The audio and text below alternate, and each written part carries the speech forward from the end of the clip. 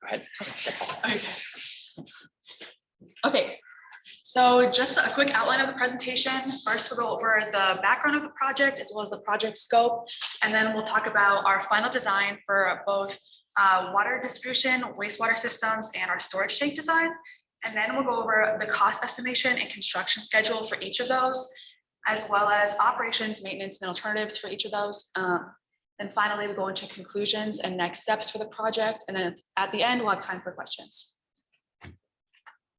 So just a quick background of the project. So the MPUP health facility does not have adequate water access currently.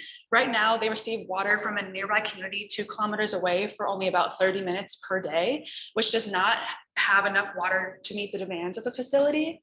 Also, there are 13 national sanitation standards in Tanzania, and the health facility only meets 2 of these.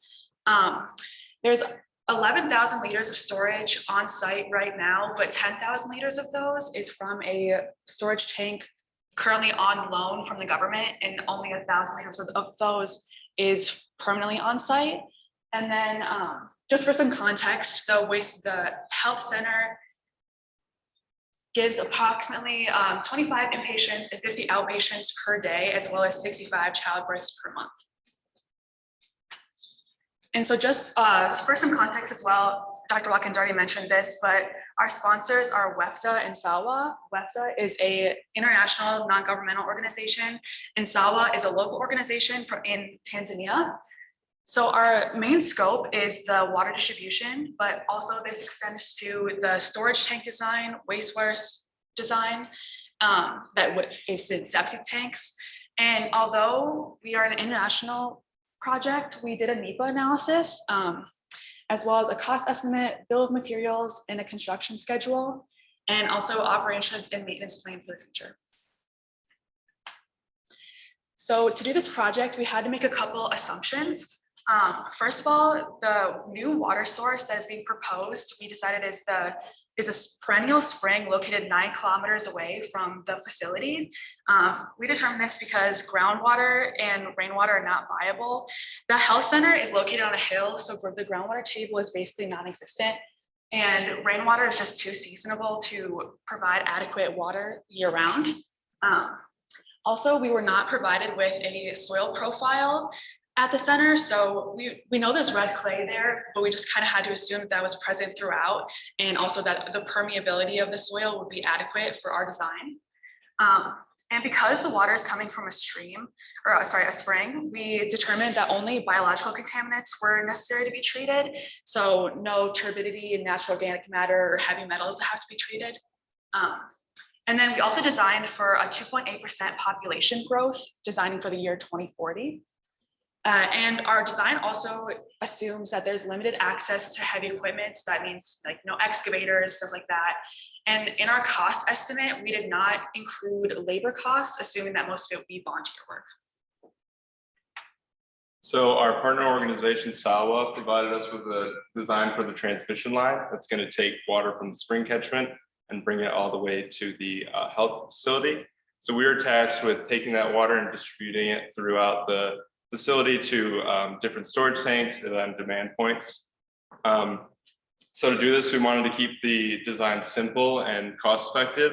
So we utilized the downward sloping topography of the facility to make the system gravity fed. So you can see here, I'll use the water comes in from the transmission line at the north end into our first storage tank that we proposed. Then it goes down throughout the facility, hitting the church, vocational center, the new hospital, primary school, wash lab, and then ending up at the southernmost end of the facility in our second proposed tank. This will greatly increase the access to water in this health facility and the surrounding area. And we estimated that the total demand from the facility for water on a daily basis is about 68,400 liters per day. And the spring, we were told, is going to bring in about 72,000 liters per day. So this extra water source will make sure that we account for fluctuations in water demand throughout seasonal and daily variations, and then also make sure that the sub-village is also provided for. And what we did is we modeled this in EPA net to calculate heads and pressures and water levels throughout the system. And this all came back good with a max pressure about 150 PSI in the transmission line. So all in all, we estimated that it's going to be about 5,700 meters of pipe for the whole system, and about 800 of this is for the distribution line only. Here you can see the EPA net model that we use for the calculations. So as far as materials go, there's going to be a whole grocery list of pipe connectors and fittings like ball valves, and T's and joints that are going to be needed to put this together. And this will be done either using mechanical or compression fitting, and that depends on SAWA's resources and local availability. Okay, so now moving into the storage tank design. We first looked into purchasing plastic water storage tanks. The standard size is 8,000 gallons, which is about 30,000 liters. And that would have definitely provided the water that we need for the two proposed tanks. But the main problem was that they are very costly.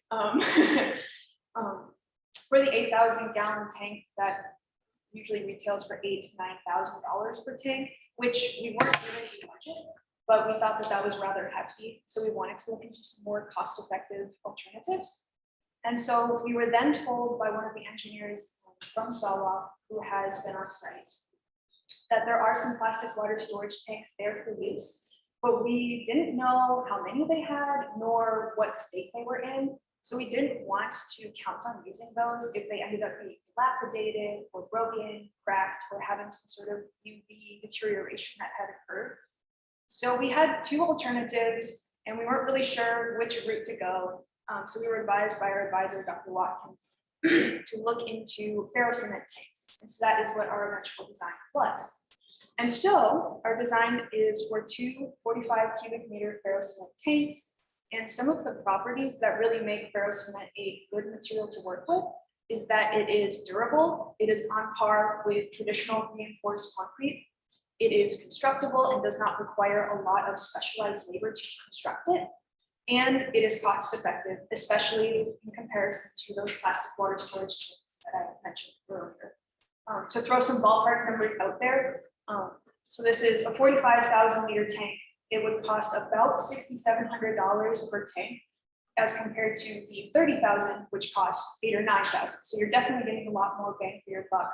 It's like 1.5 times more storage, and it's less costly. So that's the why we decided to go with ferrocement. In addition, ferrocement is more environmentally friendly than traditional reinforced concrete due to the decreased amount of cement that is required, and cement having such a high carbon footprint. And as Joe said, our location of the tanks, one will be adjacent to the priest house on the northeast side of the compound, and then one will be south of the compound at that interchange between the sub-village and the health facility. And we decided to go for an above ground design, primarily because of, as he said, the gravity fed distribution network. We wanted to ensure that there were no pumps that were going to be needed, so we wanted to keep it above ground. And then additionally, we wanted to ensure that that would be constructible for the people and not be super labor intensive. As Aiden said, we don't have access to heavy construction machinery.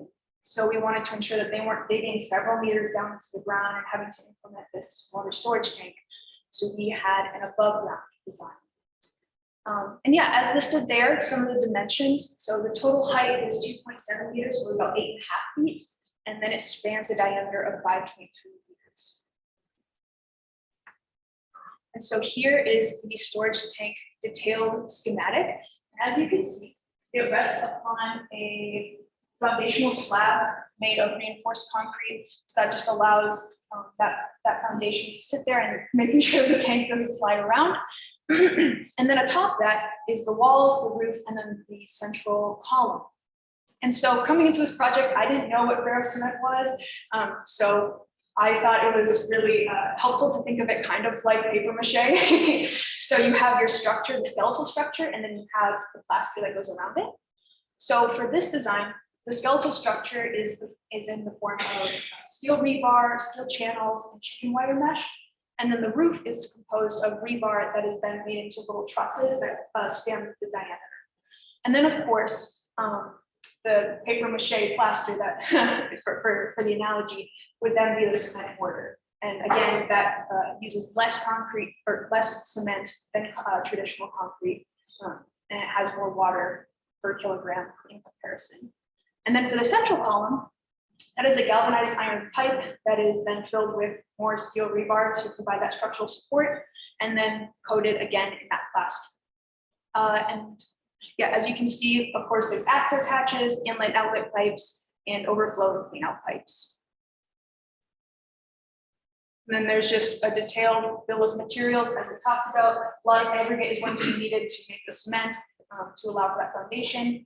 And then, yeah, the rebar, the galvanized iron pipe, etc. So later on in the duration of the semester, kind of added on to the scope of our project was the wastewater aspect. So making sure that the water that is being pumped out of this facility is clean and won't contaminate anything in the surrounding area.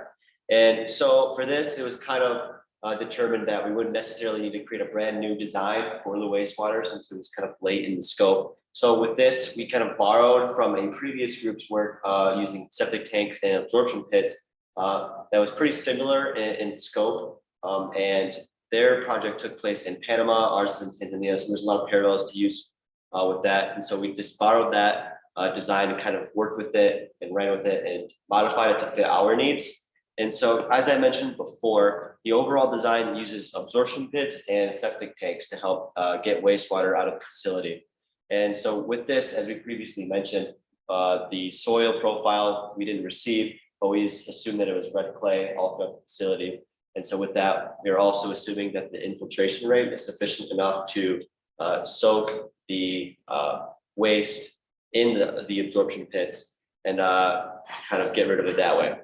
And so with this, the design that the previous group used was a little bit smaller in scale, and our project was definitely a bigger. So we had to design this to serve the future needs of the health center facility in the year 2040. And so with this, it kind of increased to about 76 outpatients per day, 38 inpatients per day, and then to serve about 51 staff members. And so taking this and the demand of water needed in, we could kind of design a tank that would hopefully take all the needs of these people and get rid of the wastewater. And so with the septic tanks, we kind of calculated to be a total capacity of 80 meters cubed. With this, it'd be a 5-year pumping interval. So that way people are coming in and out constantly to get rid of the wastewater that are in these septic tanks. It's kind of to get rid of the footprint too much and hopefully not disturb the health facility that much. And then the absorption pits are roughly half the size of the septic tanks themselves with a volume of 40 meters cubed with the total dimensions of 4 by 4 by 2.5. And the overall design of these is pretty simple, nothing too spectacular in general, but the septic tanks would be connected to the absorption pits via pipes. And then the wastewater itself to the facility would be connected by pipes. Wastewater would flow into the septic tanks and from there seep into the absorption pits where the wastewater would take care of itself using different aggregate and geotextile wrap. So the bill of materials, as I mentioned, the geotextile wrap and different aggregate will be used. And then for the septic tanks itself, we'll be using CMU blocks and rebar as well. The crushed clean rock and would be used in the absorption pit itself, just to kind of help with the flow and absorption of the wastewater. Then also hydraulic grout will be used to kind of make sure that there's no leakage in the septic tanks themselves. So that right there is just kind of comprehensive bill of materials that we're looking at with the whole wastewater aspect of this project. And then so all these designs come together into our overall cost estimate. With this, we formulated the best prices that we could find within the US. So these prices are subject to change. Many things can change in terms of acquisition of materials in a different country. So that should be kept in mind when looking at these prices. And that was also made known to WEFTA and SAWA. So they realized that things may change when it comes to acquiring these materials and the prices may vary heavily. So what we found about average price range in the US, that the overall piping cost will be around $35,000. And this does not include the mass cost of the piping connectors itself. We were unsure of how many piping connectors would be used. That includes like the elbows and the T's. And so that would need to be figured out by the construction workers there that are actually putting together the piping system, how many connectors they will need. But there is an in-depth price listing of each type of connector that can be used in our overall report. So the piping cost includes the overall piping from the perennial spring coming to the village, and then the water distribution network that connects all of the facilities within the Papa Health Center. And then next up is the storage tanks. And we calculated this to be roughly $7,000 per tank. And that's per 45-meter-cube tank. And we were looking at installing 2 different tanks in the facility. So overall, you're looking at about $14,000 total when it comes to the storage tank aspect of this design, which we think is pretty good considering how much pre-built storage tanks can cost overall in the market. And then finally, with the wastewater aspect, this includes multiple septic tanks and absorption pits that would be installed throughout the facility, the materials that are designed to go into that. Finding prices for this, we kind of also took a look at what the previous group used based off of prices that we found ourselves and just try to come up with an overall pricing that might be sufficient. And so with that, it came out to be a wastewater cost of around $26,000. One thing to note is the price is kind of inflated with the overall price of grout, but grout can also kind of vary heavily in price to around $50 to $150, depending on how much you buy and what type of container. So that price for wastewater can also fluctuate by a couple $100. So it's kind of to be aware of that. And then we also have an overall distribution of cost. So as you can see, the piping system takes up kind of the bulk of it, almost half of the overall cost estimate of the project, with the wastewater treatment aspect coming in at the second place, 35% roughly, and then the storage tanks coming in at 18%. And then that comes into a total cost of roughly $75,000. But like I said before, that is subject to change regarding prices and acquisition of materials in Tanzania. And then, so for the construction of this project, Tanzania kind of has 2 separate seasons to work with when kind of taking into account construction. That's the rainy and the dry season. So we will be starting construction in the month of May, which is the beginning of the dry season.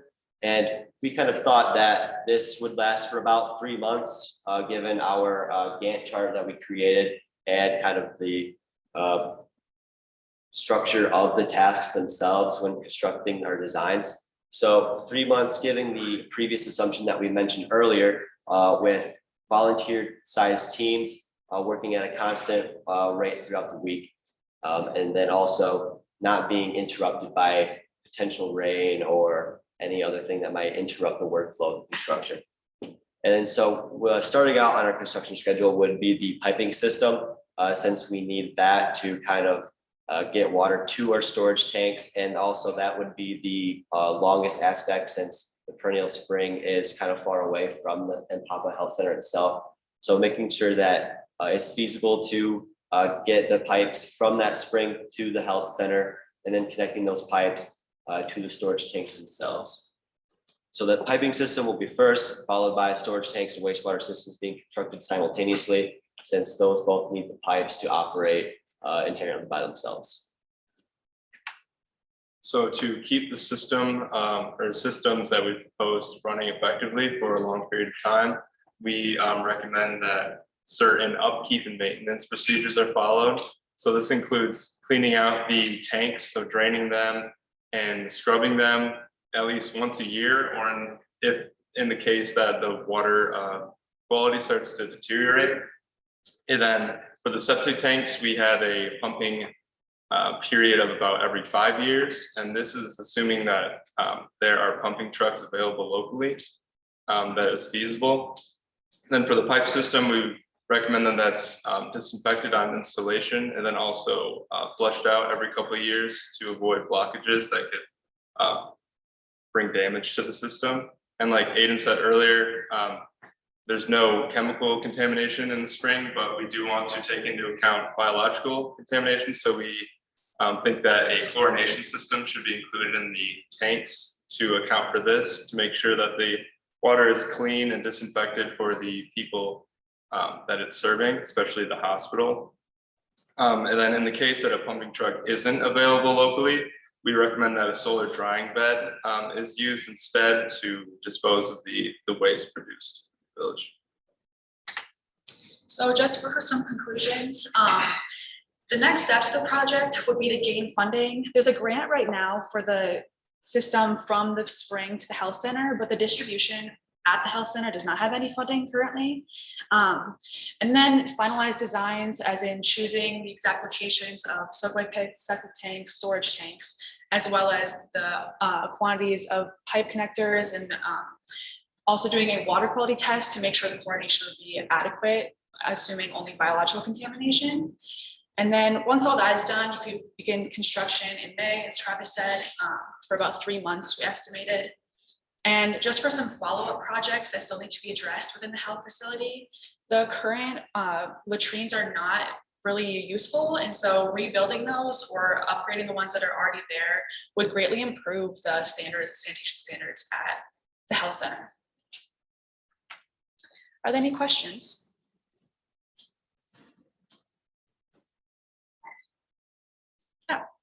So that's a pretty severe dry season, you know, the length of the period and how little rain there is. Do you have data on the spring flow? Does it change over the course of the seasons? And then would it be inadequate during the end of the dry season? So we requested the kind of flow rate of the perennial spring throughout the year. We didn't really receive too many numbers on that from WEPTA or SAWA. So they told us just to assume all year round that the perennial spring would be active, that flow rate would be constant enough to serve the Papa Health Facility. So that is something that they need to kind of get numbers on. But the perennial spring itself, in the terms of the scope of our project, is adequate enough to serve the facility throughout the dry and wet season. Yeah, there was also some talk about how the perennial spring could be increased to account for more flow to the facility. We don't really know what it looks like or like how it's constructed, but we did assume that it was going to be adequate flow rate to fill both tanks.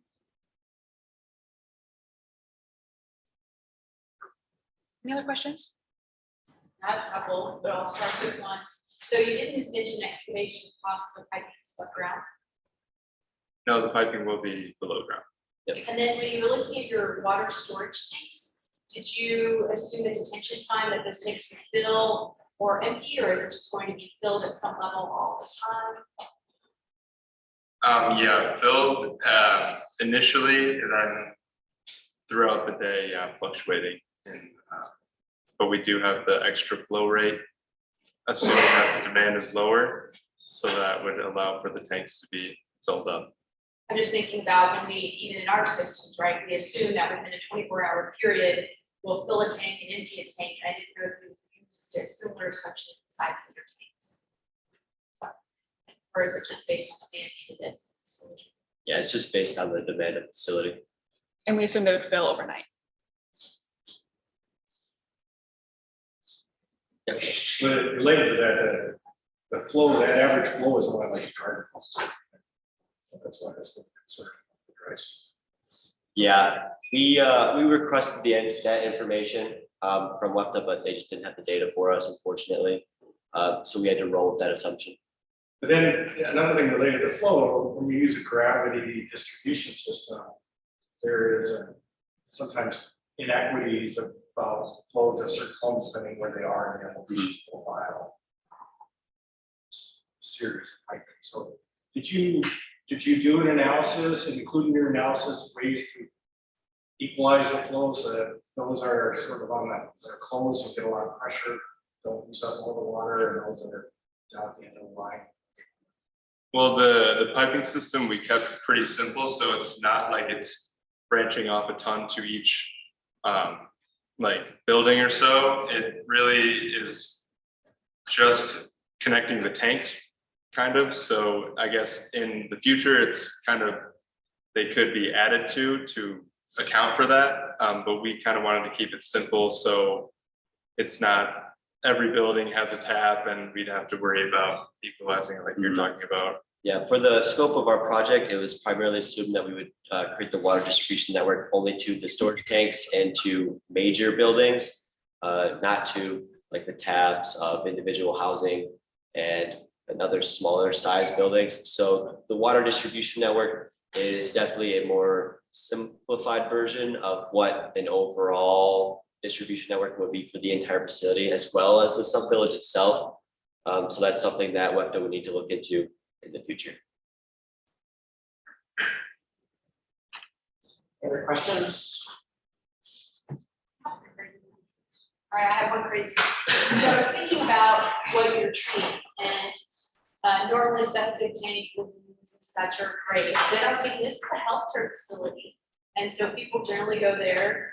Yeah, it could be childbirth, so I appreciate it mentioning that, 'cause it's important reasons for water. But I was also thinking about antibiotic resistant bacteria, and I hadn't really thought about the implications of that. There's a lot of studies of hospitals releasing multiple antibiotic resistant bacteria into our sewer systems, but it is a problem, but it doesn't get a lot of attention. But we also put a solution. But in your system, it might not. So I didn't know if you even had thought about that when you were designing your system. No, not really, because as mentioned, that the scope for the wastewater was added on pretty late into the project. So it was kind of hard to think of a system that would truly benefit the health center itself, because there's a system kind of for each facility. You have to kind of self-tailor it so that way it kind of optimizes itself. So overall, the absorption pit and septic tank probably in the long run might need to be discarded and optimized for when the actual facilities are upgraded. Because as Aiden mentioned, that the facilities itself are pretty run down. That just wasn't in the scope of our project. But the latrines themselves are barely functional, and the buildings themselves are pretty run down.